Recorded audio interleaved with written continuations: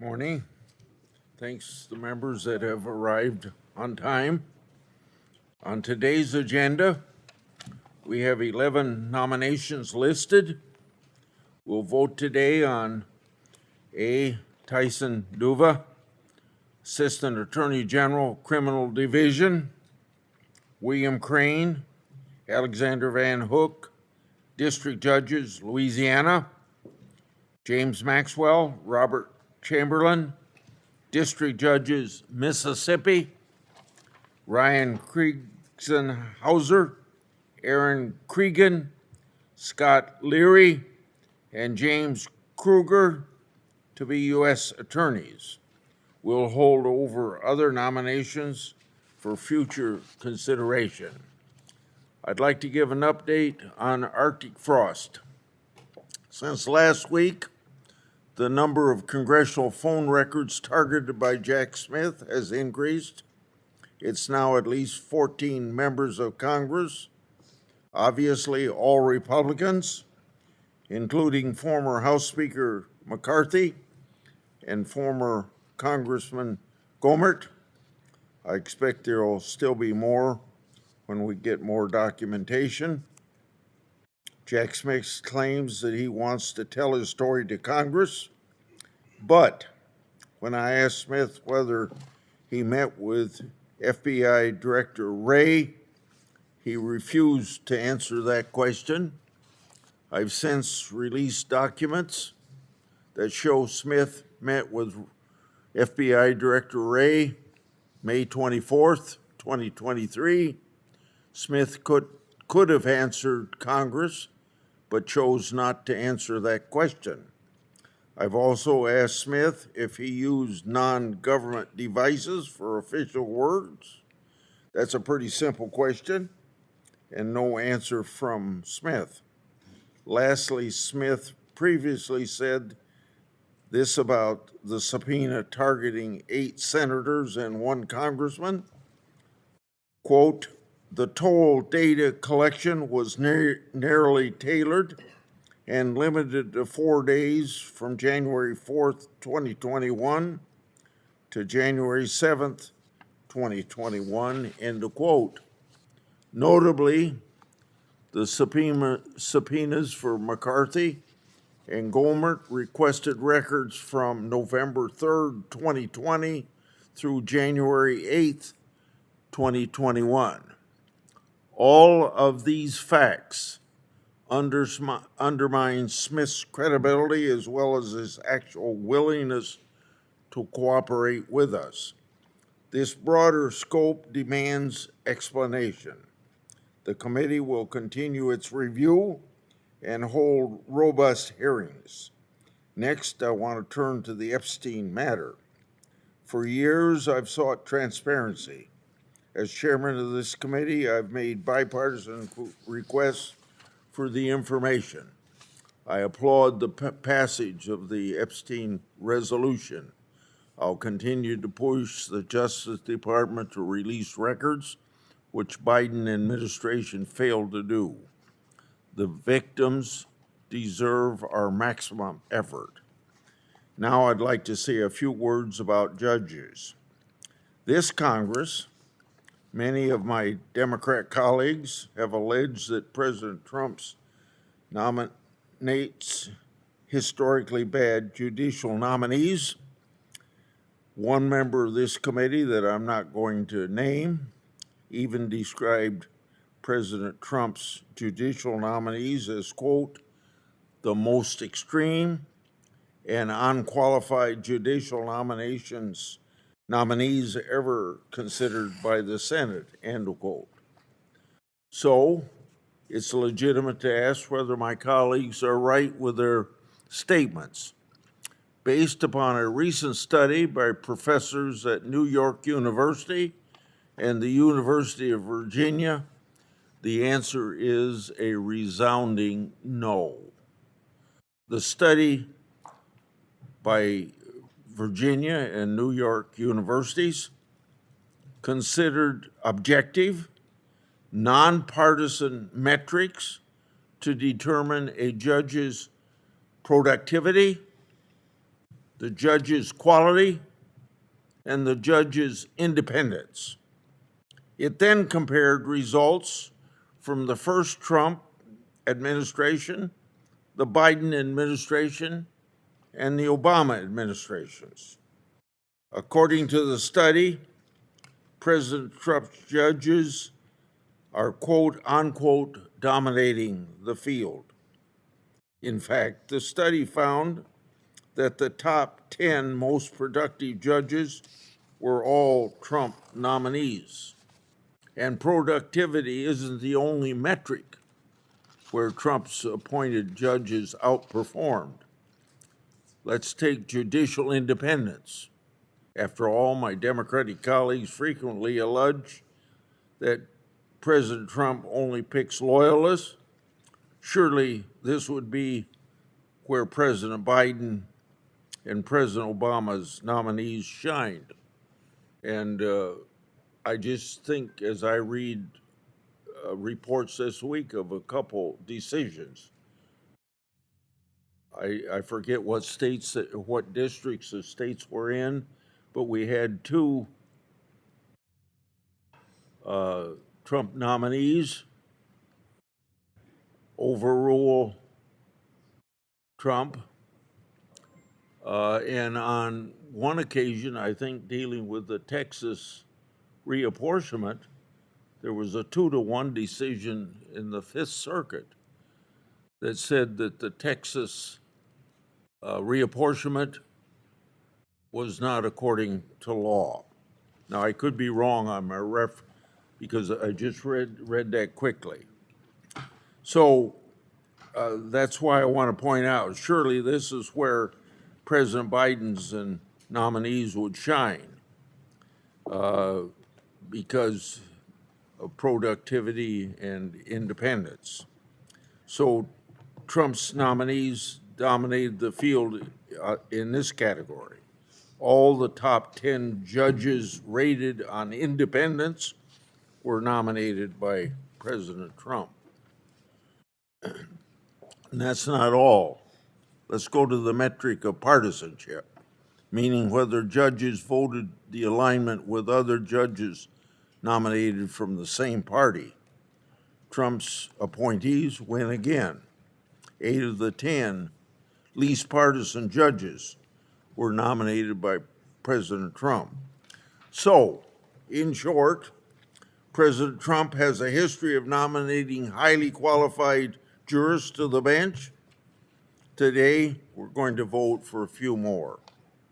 I'm proud to say that under my chairmanship, the Judiciary Committee has and will continue to advance highly qualified nominees to serve the American people. Now, Senator Durbin. Thank you very much, Mr. Chairman. Well, you have only to look at the ABA ratings on the nominees that Trump has sent to this committee. But the problem is this committee eliminated ABA ratings. For the first time in decades, 60, 70 years maybe, we've decided we don't care what the American Bar Association finds out when they interviewed other judges and lawyers in the community for these nominees. Used to be every president for 50, 60 years has submitted the nominations to the ABA for ratings. This committee decided this year for the first time in decades not to even ask for an ABA rating. Why? What are they afraid they're going to find? I think what they'll find is, if they have an ABA rating, a better understanding of each of the nominees. There have been nominees found unqualified. I think the number was 7 or 8 in the first Trump presidency that were considered by this committee, and most of whom were approved. That's an indication that the community doesn't believe this person is up to the job, and yet they were pushed by the Trump administration. So to have any bragging or boasting about nominees, why did you eliminate the ABA rating, for goodness sakes? That's been there for a long time, and now you don't want Trump nominees to face that kind of scrutiny. That tells us a lot. Mr. Chairman, nearly 5 years ago, America was brought to the brink of a full-blown constitutional crisis. You remember it.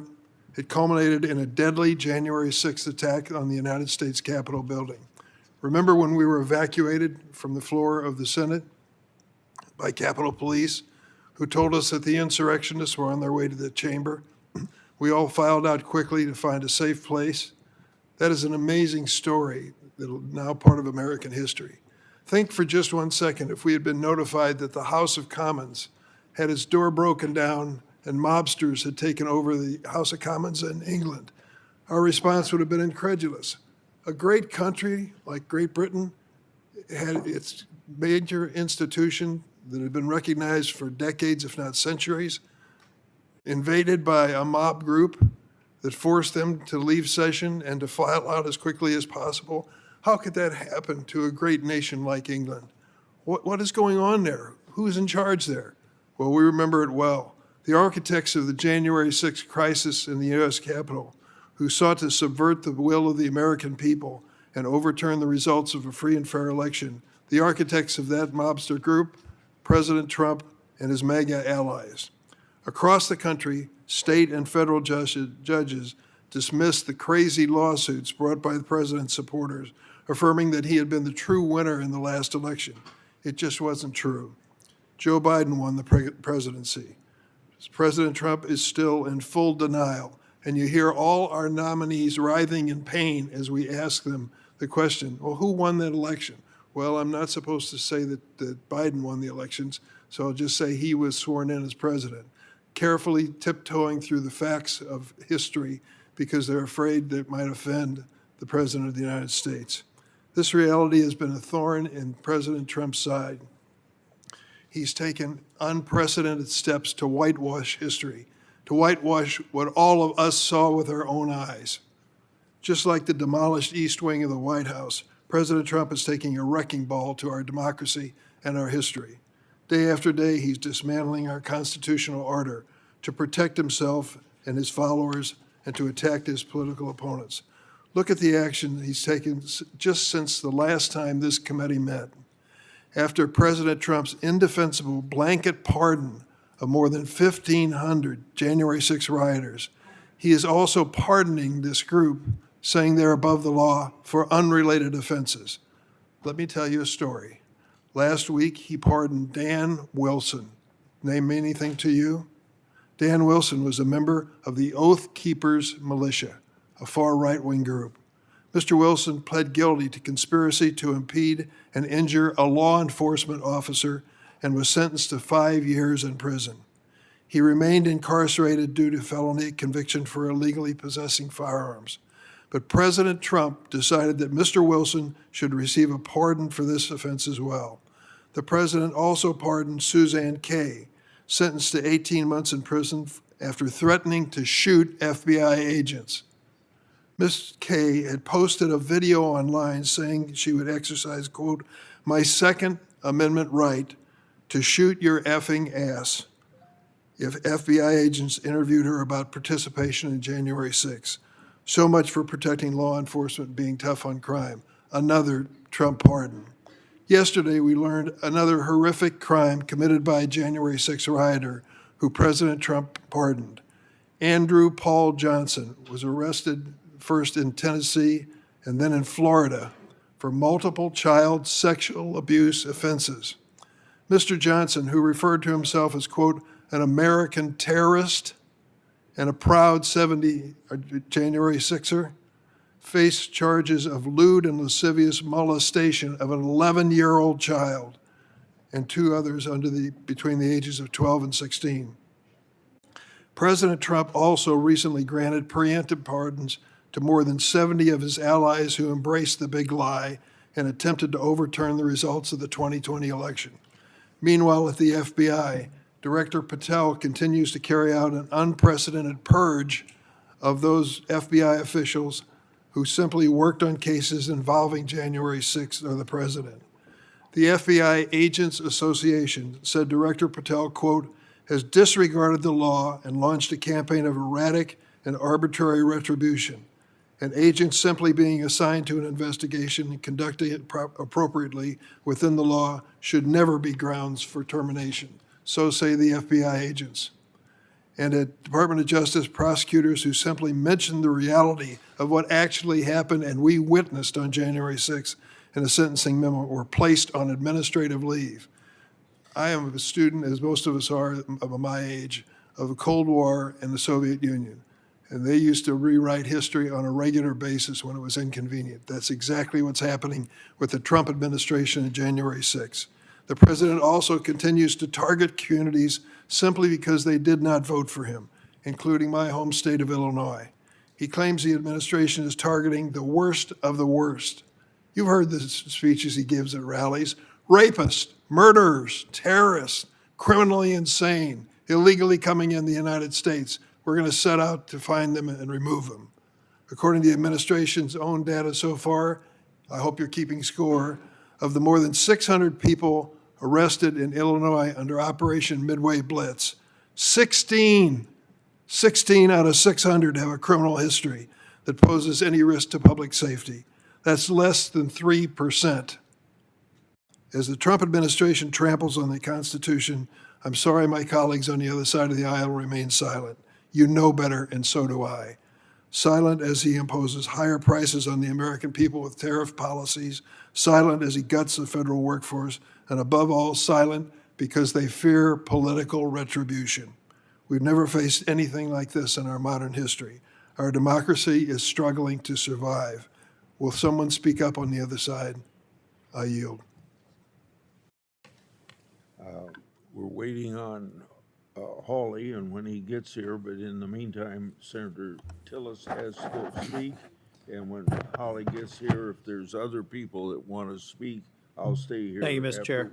After we get the nominations. And as I said, if we reach quorum, then I will not delay the vote. But I wanted to speak on two different subjects. Number one, today I'm looking forward to voting on the Mississippi nominees. Over the past month or so, I've been responsible for them not getting a vote on the committee. And I want to make sure that Mr. Kruger, Mr. Chamberlain, and Mr. Maxwell, who are district court judge nominees, and Mr. Leary know it had nothing to do with the quality of their nominations. They're outstanding nominees. I look forward to voting them out of committee today.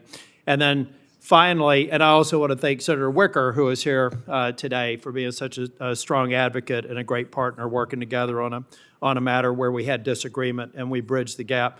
Finally, I just want to say that in North Carolina, a lot of people have seen reports of Border Patrol in Charlotte, 20 minutes from where I live.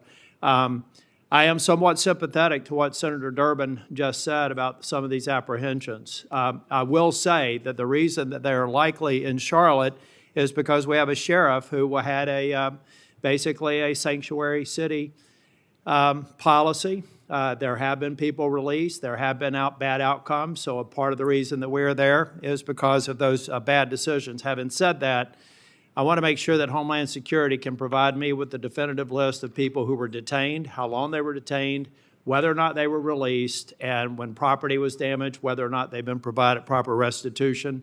We're the party of law and order, and I want to make sure that we're also orderly in the process of enforcing it. Thank you. Okay. The clerk will call the roll now on A. Tyson Duva. Mr. Grant. By proxy, aye. Mr. Cornyn. Aye. Mr. Lee. Aye. Mr. Cruz. Aye. Mr. Hawley. Aye. Mr. Tillis. Aye.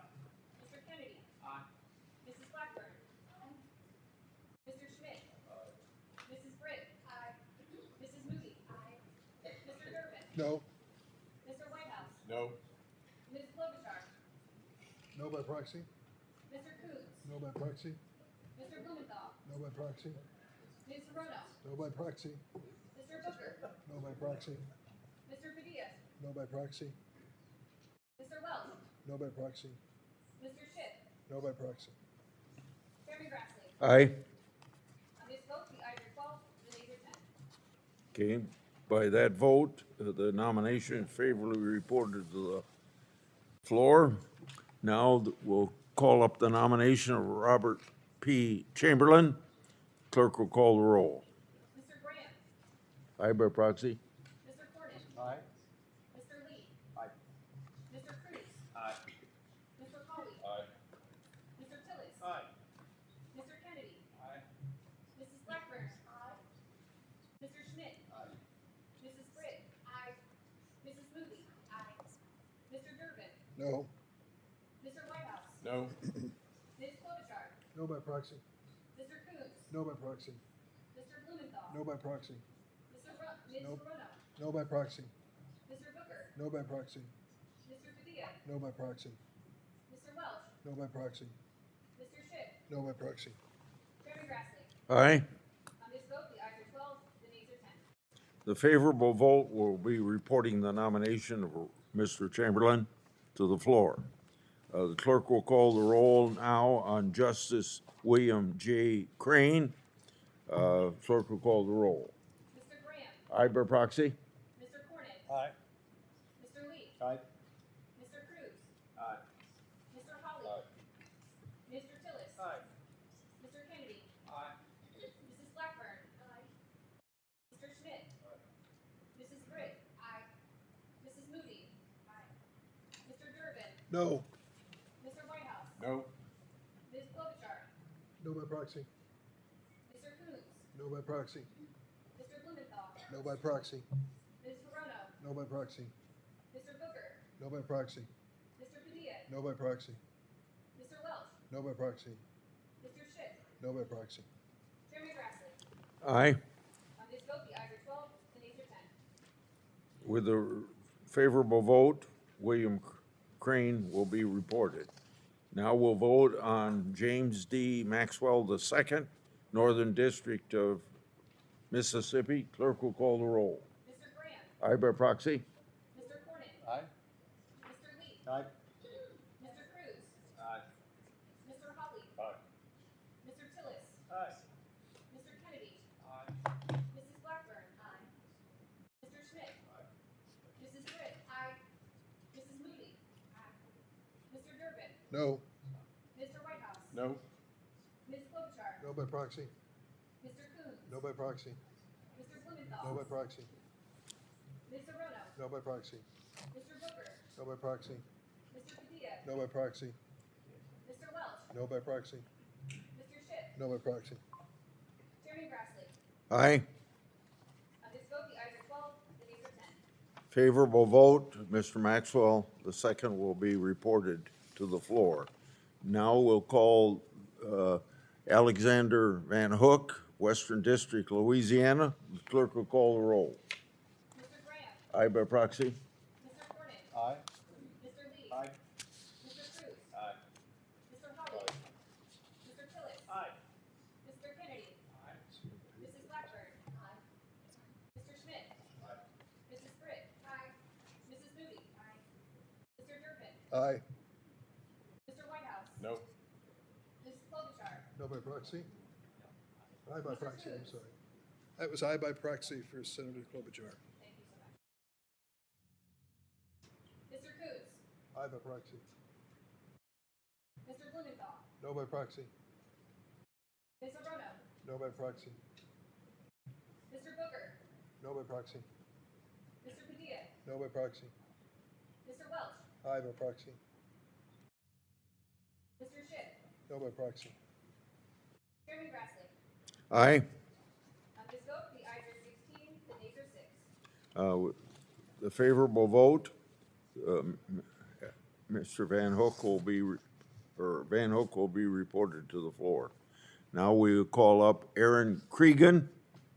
Clerk will call the roll. Aye by proxy? Mr. Graham. Aye by proxy? Mr. Cornyn. Aye. Mr. Lee. Aye. Mr. Cruz. Aye. Mr. Holly. Aye. Mr. Tillis. Aye. Mr. Kennedy. Aye. Mrs. Blackburn. Mr. Schmidt. Mrs. Britt. Mrs. Moody. Mr. Durbin. Aye. Mr. Whitehouse. Aye. Ms. Klobuchar. Aye by proxy. Mr. Coons. Aye by proxy. Mr. Blumenthal. No by proxy. Ms. Rono. Aye by proxy. Mr. Booker. No by proxy. Mr. Padilla. No by proxy. Mr. Welch. Aye by proxy. Mr. Schiff. No by proxy. Chairman Grassley. Aye. On this vote, the ayes are 18, the nays are 4. Favorable vote, Aaron Cregan will be reported to the floor. Now we take up the nomination of Mr. Kriegshauser for District of Kansas. Clerk will call the roll. Mr. Graham. Aye by proxy. Mr. Cornyn. Aye. Mr. Lee. Aye. Mr. Cruz. Aye. Mr. Holly. Aye. Mr. Tillis. Aye. Mr. Kennedy. Aye. Mrs. Blackburn. Mr. Schmidt. Mrs. Britt. Mrs. Moody. Mr. Durbin. No. Mr. Whitehouse. Nope. Ms. Klobuchar. No by proxy. Mr. Coons. No by proxy. Mr. Blumenthal. No by proxy. Ms. Hirono. No by proxy. Mr. Booker. No by proxy. Mr. Padilla. No by proxy. Mr. Welch. No by proxy. Mr. Schiff. No by proxy. Chairman Grassley. Aye. On this vote, the ayes are 12, the nays are 10. Okay. Mr. Kriegshauser will be reported to the floor on a favorable vote.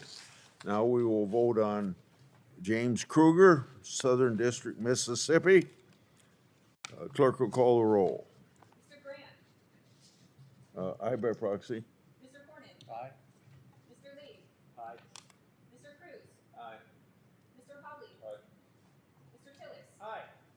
Mr. Kennedy. Aye. Mrs. Blackburn. Mr. Schmidt. Aye. Mrs. Britt. Mrs. Moody. Mr. Durbin. No. Mr. Whitehouse. No. Ms. Klobuchar. No by proxy. Mr. Coons. No by proxy. Mr. Blumenthal. No by proxy. Ms. Hirono. No by proxy. Mr. Booker. No by proxy. Mr. Padilla. No by proxy. Mr. Welch. No by proxy. Mr. Schiff. No by proxy. Chairman Grassley. Aye. On this vote, the ayes are 12, the nays are 10. James Kruger, favorably voted on, will be reported to the floor. Now we have Scott Leary, Northern District, Missouri, Mississippi, U.S. Attorney. Clerk will call the roll. Mr. Graham. Aye by proxy. Mr. Cornyn. Aye. Mr. Lee. Aye. Mr. Cruz. Aye. Mr. Holly. Mr. Tillis. Aye. Mr. Kennedy. Mrs. Blackburn. Mr. Schmidt. Mrs. Britt. Mrs. Moody. Mr. Durbin. Aye. Mr. Whitehouse. No. Ms. Klobuchar. Aye by proxy. Mr. Coons. Aye by proxy. Mr. Blumenthal. No by proxy. Ms. Hirono. Aye by proxy. Mr. Booker. No by proxy. Mr. Padilla. No by proxy. Mr. Welch. Aye by proxy. Mr. Schiff. No by proxy. Chairman Grassley. Aye. On this vote, the ayes are 17, the nays are 5. Okay, Scott Leary will be reported. That's our agenda. Is there anybody else? Meeting adjourned.